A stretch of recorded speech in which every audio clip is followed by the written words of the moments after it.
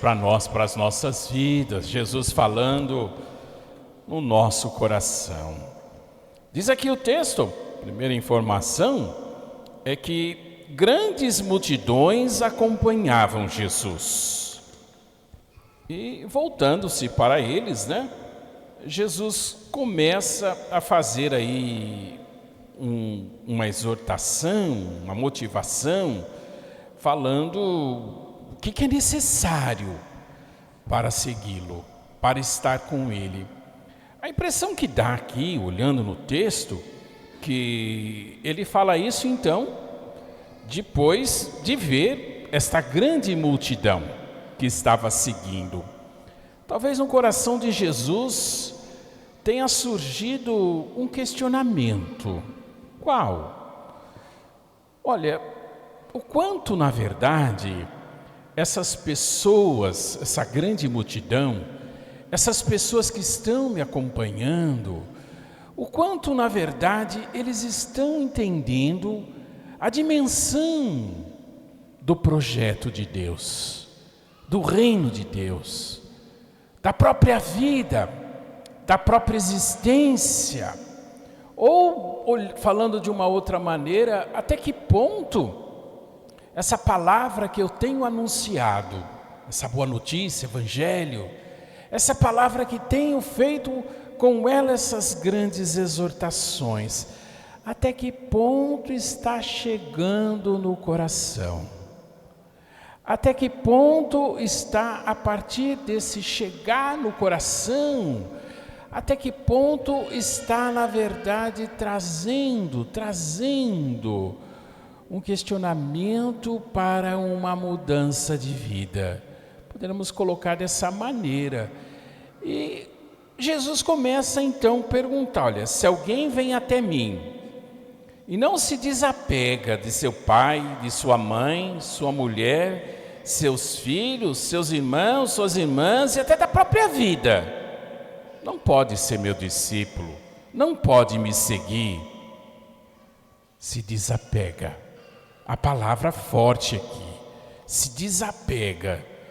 O que é o pai e a mãe, a mulher ou o marido, filhos, filhas, irmãos, irmãs? É a família. Quem não se desapega. Padre, será que eu entendi direito? Então, Jesus aí está liberando a geral aí, então pode largar a mulher, Pode largar o marido, pode deixar os filhos ao Deus dará, pode desamparar os pais. Será que é isso que ele está falando? Com toda certeza não. Pode ficar tranquilo que não é isso. Vamos refletir então sobre esse desapega. Mas para entender, vamos no todo da mensagem, Porque depois Jesus, ele continua, ele fala de carregar a cruz, Para caminhar junto. Ele fala depois, na segunda parte, da construção de uma torre, e também ele fala de um rei que saiu para guerrear. E claramente aqui, nessa mensagem, ele fala da necessidade de planejamento, ou de prudência, ou de sabedoria para tomar as decisões. Você vai construir, você vai ter para acabar, você vai guerrear. Será que seu adversário, você com seu exército de 10 mil homens, vai enfrentar o outro com 50 mil e você acha que você tem alguma chance? Então ele pede essa prudência, pede uma verdadeira sabedoria. E a gente pode parar aqui, para depois o padre volta, para nós refletirmos a primeira leitura. Também faz um questionamento. Quem de nós, pessoas humanas, de fato podemos ou conhecemos os desígnios, a vontade de Deus? Quem de nós, na verdade, consegue imaginar, ter presente o que realmente espera, quer de nós, a vontade de Deus acontecendo na nossa vida? Ele diz aqui, os nossos pensamentos, ou seja, a nossa própria capacidade de refletir, ela é tímida. As nossas reflexões, elas são incertas.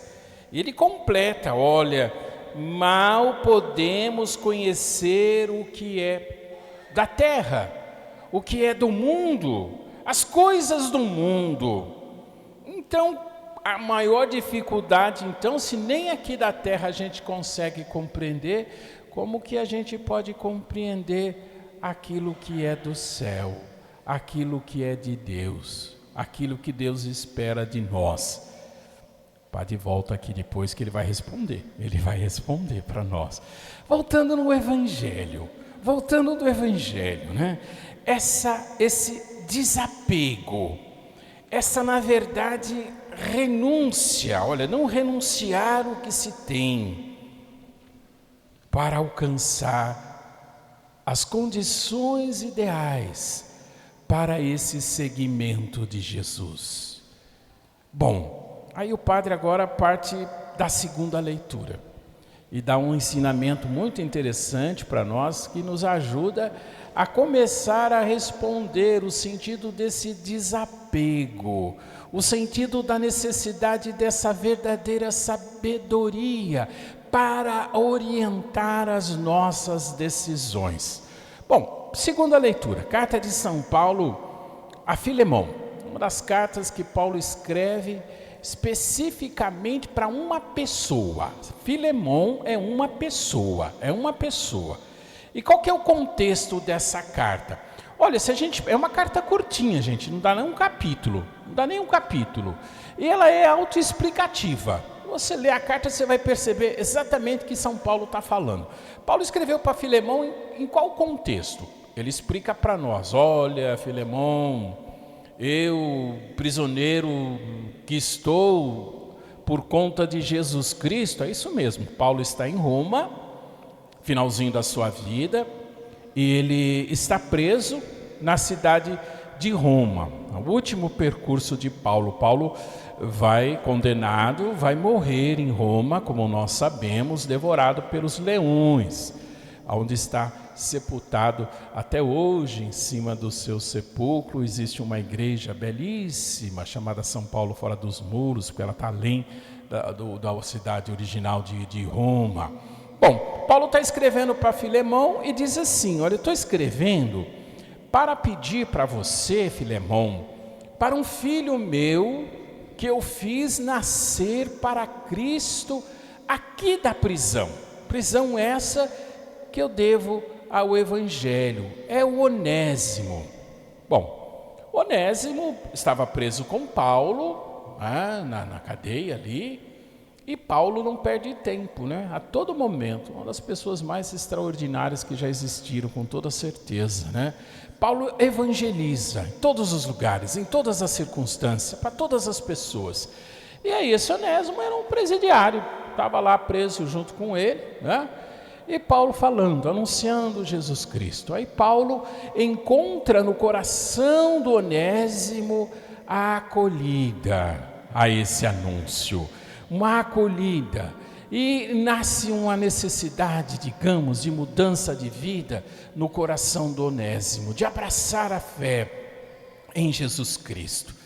Nesse contexto, em determinado momento, Onésimo acaba dizendo assim para Paulo: olha, Paulo, veja bem, você está me conhecendo aqui, olha, mas a minha história não é muito bonita não, sabe?